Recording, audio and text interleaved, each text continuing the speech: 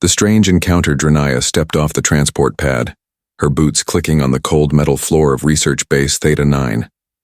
Her silver skin shimmered slightly under the artificial lights, and her long dark blue hair was tied tightly behind her head. As a proud Xenthari scientist, she was calm, logical, and always followed rules. She adjusted her oxygen filter mask as she entered the outer hallway. Stay alert, she told herself. This part of the base was shared with humans. Their air was heavy with strange smells and unknown particles. Xenthari were not meant to breathe it. Drenaya was here on an urgent inspection. A malfunction in the shared power core had triggered a security alert. She tapped her wrist communicator and checked the location. Power room 17B. She moved quickly down the corridor. Strange symbols were painted on the walls, human signs. She didn't understand their style, so chaotic and colorful. Her people used clean lines and perfect symmetry. Everything about humans seemed messy, yet oddly fascinating. As she rounded the corner, the door to Power Room 17B slid open. Inside, warm yellow light spilled out, and with it, a strong wave of human air. Warning. Her communicator blinked. Filter error. Before she could react, her mask hissed, then stopped. A small crack in the seal had allowed the human air to leak inside. She took a sharp breath and felt the strange scent enter her lungs. Her eyes widened. The smell was not foul. It was warm, strong, alive. She froze, her muscles tensing. Her heart began to beat faster, stronger. Something was happening. She stumbled back, pressed herself against the wall, and took slow breaths. Then a human stepped into the room. He was tall, broad-shouldered, wearing the dirty gray uniform of a repair technician.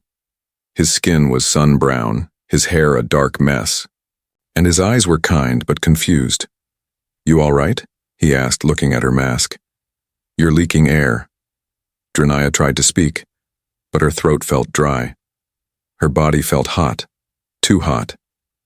The lights in the hallway blurred slightly. She forced her voice to stay steady. "I am functional." The human stepped closer, carefully. "Here, let me fix that." "No," she snapped. But it was too late. He was already inches away. The scent coming from his body was powerful, stronger than anything she had ever felt. Her fingers trembled, her pupils expanded.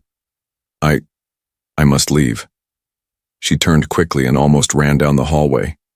Behind her, the human frowned, clearly confused.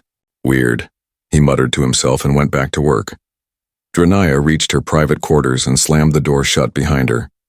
She ripped off the damaged mask and threw it to the floor. Her breath was fast.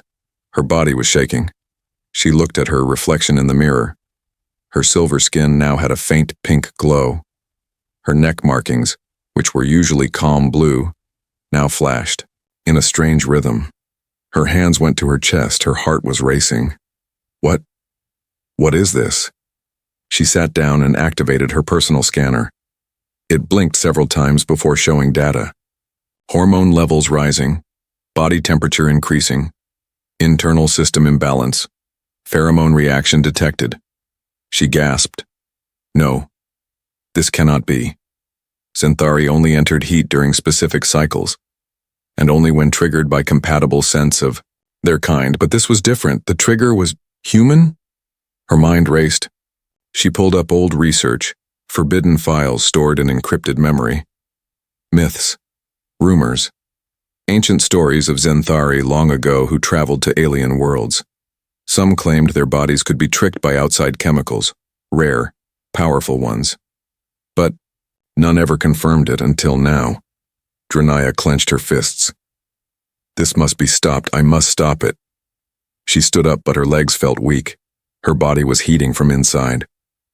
Her skin burned with a strange hunger. Her thoughts wandered back to that human's scent. His voice. His nearness. She shook her head hard. No. I am Xenthari. I do not lose control. But deep inside, something had already begun. Something ancient, something her people had forgotten. A primal instinct was awakening, and it had started with a single breath of human air. The changes begin. Drenaya woke up in the middle of the night, drenched in sweat. Her skin, usually cool and smooth, now burned like fire. Her breathing was uneven, her chest rising and falling fast. She looked down. Her body was glowing softly. Not just the skin, but strange new lines shimmered across her abdomen as if her cells were rewriting themselves. She stumbled to the mirror. Her eyes were no longer deep violet. They were turning a strange mix of gold and green. Her pupils were dilated, wide and hungry, like those of a predator. Her lips looked fuller, her voice slightly different when she whispered, "What is happening to me?" It wasn't just physical. Her emotions were surging, louder, wilder, harder to control. She felt angry, confused, but under all of it, something else, something primal. A desire she couldn't explain. She activated her medical scanner again. This time, the results were worse. Biological spike confirmed, hormonal surge, reproductive phase activated. Origin, human pheromone inhalation. Transformation, 12% complete. Drenaya dropped the device in shock. Reproductive phase with a human trigger. She tried to remember everything she knew about human biology. Their scent markers, mating customs, physical signals. It was all so simple. Her kind had complex rituals, mental bonding, long-term alignments. Humans were the opposite. Quick, emotional, physical. And somehow, her body had decided that was compatible? No. "I must speak to a xenobiologist," she whispered, quietly, without anyone knowing. But she couldn't go out like this. Her heat was rising by the minute. She had only one option left, her private containment room, meant for experiments. Now for herself. She entered the isolation chamber and sealed the door. Inside was cold and sterile. She sat down on the padded floor and tried to meditate. Breathe in, breathe out. But when she closed her eyes, she saw him again. Mark. The human. She saw his eyes, heard his voice. Her skin tingled as if he were standing beside her. "No, this isn't real," she growled. She forced herself to think logically. This was a chemical accident, a pheromone mistake. Her body was misreading data. But deep inside, she wasn't so sure anymore. Later, she connected her database to the interspecies medical logs. She searched for any similar cases. Only one came up. Old, erased, hidden by the Xenthari Council. A Xenthari female had once bonded with a non-Xenthari, over 300 years ago. The result? Transformation. Not just temporary heat, but permanent change. Biological merging. Emotional bonding. Evolution. Drenaya froze. Was that what her body was doing now? She stood up, her legs shaking. The scanner chimed again. Another spike. This one stronger. She needed help. But who could she trust? She thought. Of Mark again. No, he was just a human technician. He wouldn't understand. He might panic, or worse, tell others. And yet, something in her whispered that he was the only one who could help. The only one her body wanted near. Just then, the isolation room lights flickered. A message buzzed on. Her comms. Emergency repair needed in Sector 3. Technician assigned Mark. Support required. You are the nearest officer.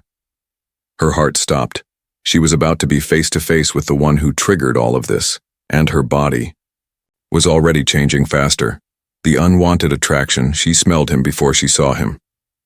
The moment the sector door slid open, a wave of heat surged through Drenaya's body. That scent, the same warm, maddening scent, wrapped around her like invisible chains. Her knees weakened slightly and her fingers curled into tight fists. Mark was standing with a power wrench in hand, focused on a broken control panel. Sparks flew, lighting up his face. Sweat glistened on his neck, and every small motion he made seemed to echo in her mind, louder than reality. She tried to remain still, but her body was no longer listening to her mind. "Hey, Drenaya," he said, turning and smiling. "Didn't expect backup." His voice, it struck her like a soft lightning bolt. Deep, relaxed, casual. It shouldn't matter. He was just human, ordinary, weak, mortal, and yet, her heart thudded once, twice, like a war drum in her chest. "I was nearest officer," she said, her voice sharp, too fast. "You okay?" he asked, his smile fading a bit. "You look flushed." "I am fine," she lied, taking a step back. But it didn't help. The air around him was soaked in pheromones, his natural scent. Her skin felt too tight. Her eyes focused on the curve of his throat, where a pulse beat softly beneath the surface. She blinked and shook her head violently. "No, I must focus." Together they worked on the repairs.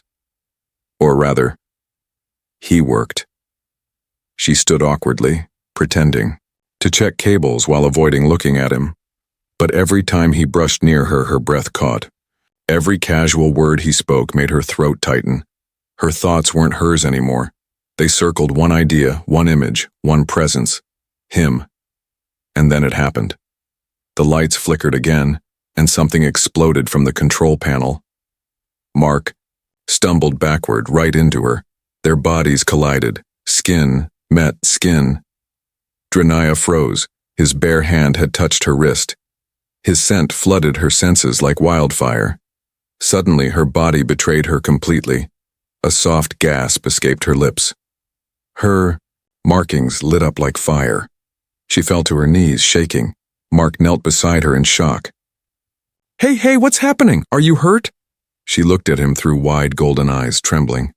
"You must not touch me," she whispered. His hand hovered near her shoulder. "You're burning up." She jerked away. "Do not."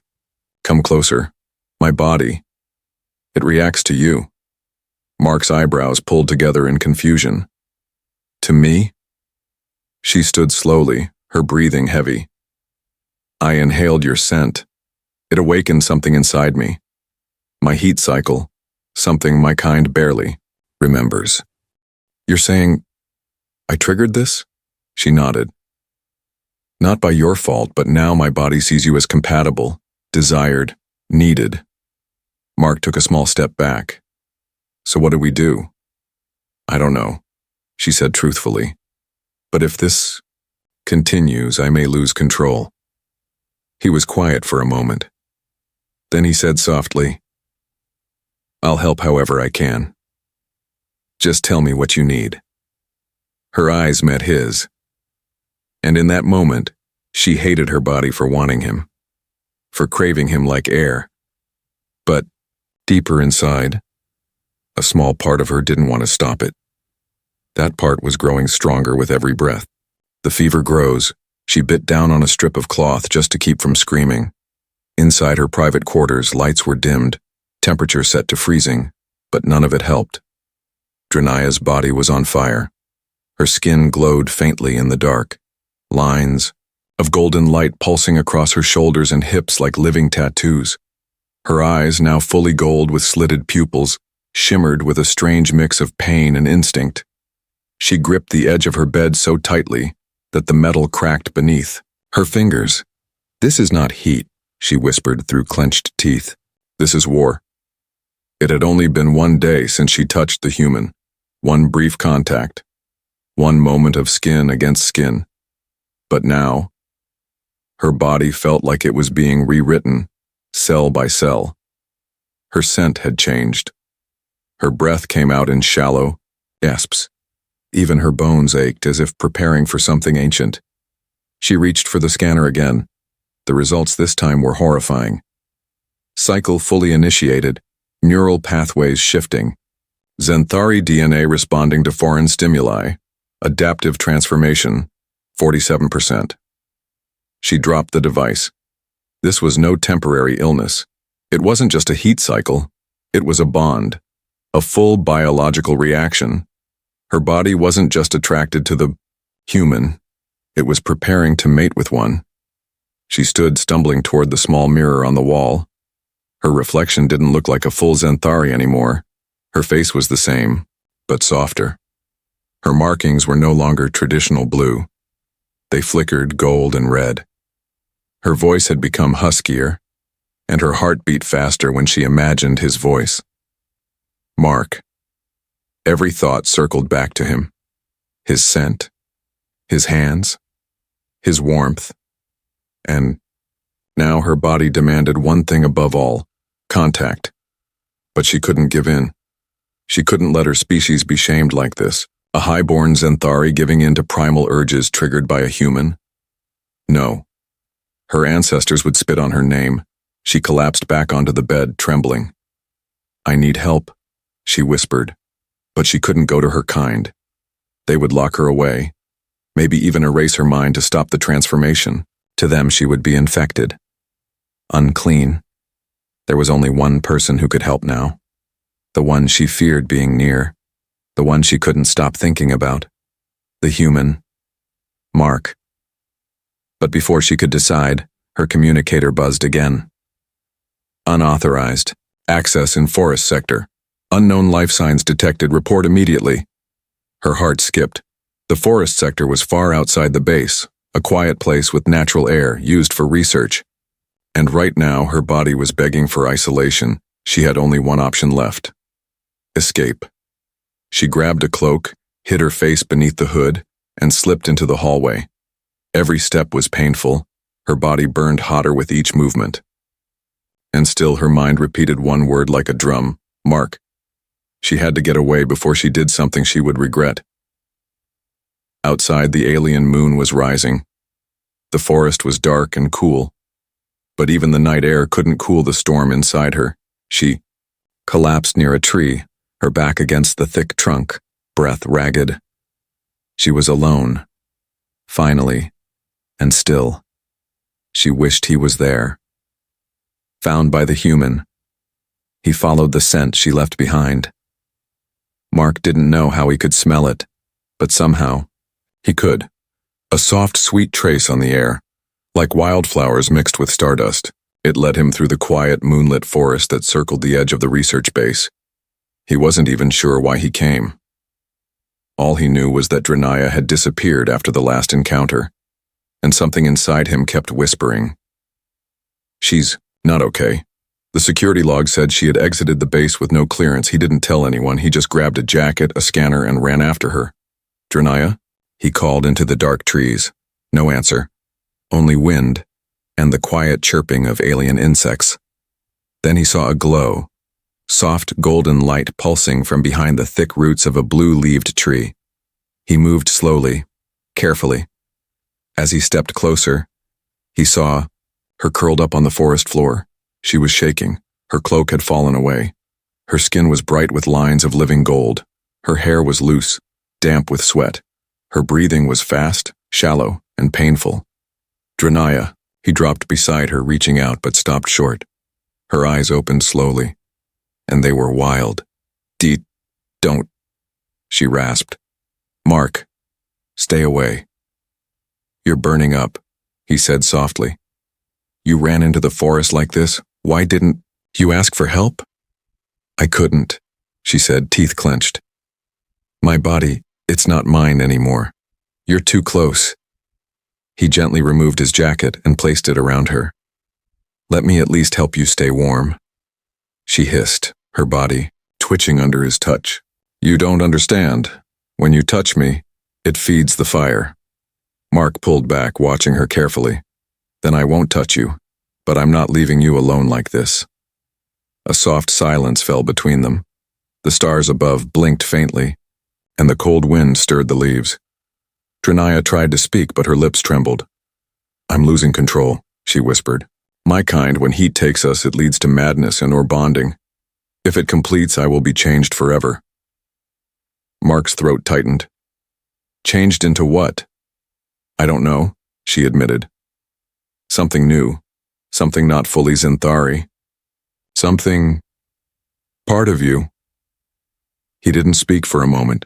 Then he sat beside her, but not touching, and said, "Then let's fight it together." She turned her head, eyes filled with emotion. Why aren't you afraid?" "I am," he said with a half smile, "but I'm more afraid of what'll happen to you if I walk away." Tears shimmered in her glowing eyes. Zenthari didn't cry, but now she wasn't purely Zenthari anymore. The change had already started. She leaned her head gently against the tree and whispered, "Just talk to me. Keep me grounded." So he did. He talked about Earth, about the time he lost his family and the lonely days fixing broken machines in the stars. He spoke softly, his voice like a rope pulling her back from the edge. And slowly, her breathing eased. Her skin cooled just a little. And for the first time, she didn't feel alone. The awakening, she awoke to silence. Not the wild, stormy silence of a racing heart or burning skin, but real silence. Gentle. Still. Cool. Drenaya opened her eyes slowly. She was no longer in the forest. She was lying on a soft bed inside a dim medical room. A faint scent of herbs and cooling agents filled the air. Machines hummed quietly nearby. For a moment, she panicked. Was she captured? Exposed? Examined? But then she turned her head and saw him, Mark. Asleep beside her bed, seated in a chair, arms folded across his chest, jacket draped over his lap. A soft snore escaped his lips. He hadn't left her. Even when her body had become something strange, something dangerous, he stayed. Her throat tightened. She sat up slowly, checking her arms. Her skin no longer glowed with intense gold, but light pulses remained fainter now. Her markings were still changed, her body cooler but not fully back to normal. A blinking message on the wall panel caught her eye. Stabilized using human immune suppressant and Zenthari blood calm serum. Condition, mutating. Status, safe. She touched her chest. It wasn't over, but the madness, the fire, it had passed. Her body had accepted something. Not full heat, not full bond, but balance. And it happened because he refused to run.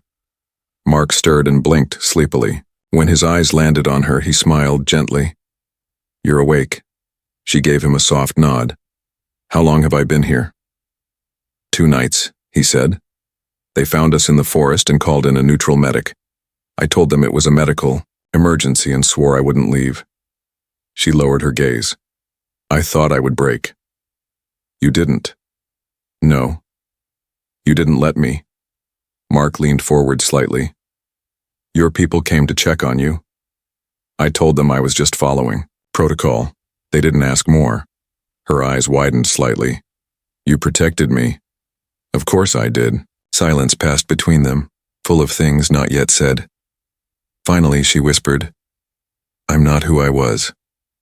"I know," he replied. "But I like who you are now." That simple sentence broke something inside her. Drenaya had spent her life trying to be perfect, cold, logical, untouchable. Now she was none of those things. She was warm, messy, open, and free. "Mark," she said quietly, "I feel strange, not just in my body, but in my thoughts. I think about you, even when I don't want to, even when it hurts." He chuckled softly. "I think about you too, even before this. I noticed you. You were always alone, like me." She blinked. "No one's ever said that to me." He stood, slowly. "You don't have to be alone anymore." She stared at him. He wasn't strong like her people. He didn't glow, didn't speak with perfect control. He didn't understand her customs or her code. But he saw her. And maybe that was enough. She reached out her hand, and this time when he took it, her skin didn't burn. It shimmered. Her new form, her new choice. She didn't recognize her own reflection. Drenaya stood before the tall mirror inside the transfer bay, dressed in a deep silver cloak lined with dark red, earth colors, chosen not by tradition, but by feeling. Her eyes were no longer Xenthari violet. They were now a soft gold glowing faintly. Her markings had stopped flickering. Instead, they pulsed slowly, alive, calm, steady. She looked, not alien, not human, but something new, something reborn. Behind. Her mark waited near the exit ramp of the ship bound for Earth Hybrid Research Station. He carried only a simple bag, and yet his presence felt heavier than the entire room. This wasn't just a new mission, it was the start of a life she never imagined. The Council had offered her two paths. 1. Return to Xenthari space and undergo full gene purging, a procedure that would erase all effects of the bond. She would be pure again. 2. Resign from the old world and choose the new. Accept the change, study it, live with it, and possibly let it grow. She had made her choice. Do you regret it? Mark asked softly as she walked toward him. She shook her head. I was afraid at first, ashamed, even angry. But now, I understand. What do you understand? That I was never meant to stay who I was. I was meant to evolve. And maybe you were the key. He smiled at her, not with pride, but with something deeper. Connection. I don't want to claim you, he said. I just want to walk beside you. That's all I ever needed, she replied. As the ship engines powered up, they both stepped onto the ramp. People watched, curious aliens, quiet humans. Some frowned, others whispered, but no one stopped. Them, because no law could block a bond written into the stars. Drenaya looked once more at her reflection in the polished metal wall. She didn't see a mistake. She saw a bridge, a link between two worlds that once believed they were too different to ever connect. Now, standing beside her, was the proof that they could. And as the doors closed behind them, her old world faded away. Her new life had already begun.